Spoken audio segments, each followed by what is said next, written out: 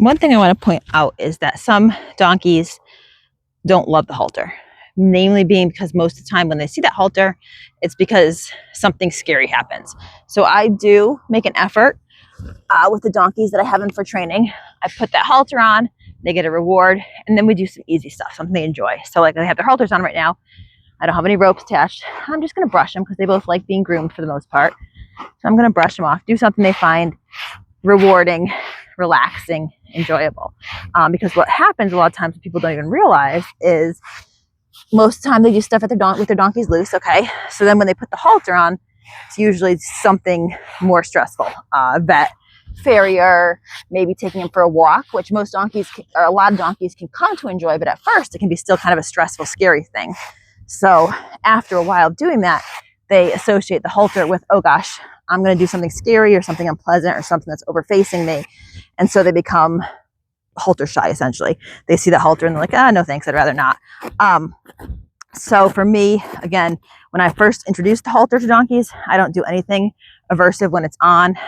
We practice putting it on, get treats, take it off. We do really short spurts like that, numerous in a session.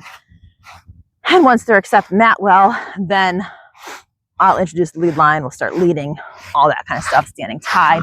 But I don't do that right away. At first, I want them just to get used to the halter without any sort of aversive things going on. Now, I do not ever leave halters on donkeys. I know some trainers do, drag ropes, halters. I do not. If I was to leave a halter on, it would be a breakaway with a leather piece. So if it did get stuck, they can break the halter instead of their necks. Not that they're usually as foolish as horses, but still stuff can happen. And I've gotten numerous donkeys in for training that have come from trainers with halters and drag ropes, and they have sores under their chins. And obviously that's really going to poison the halter for them. They don't want that thing on. It rubs in their face. So part of my initial training is making sure that they stand nicely for haltering. I don't consider a donkey trained until that is the case. Sorry, Navy.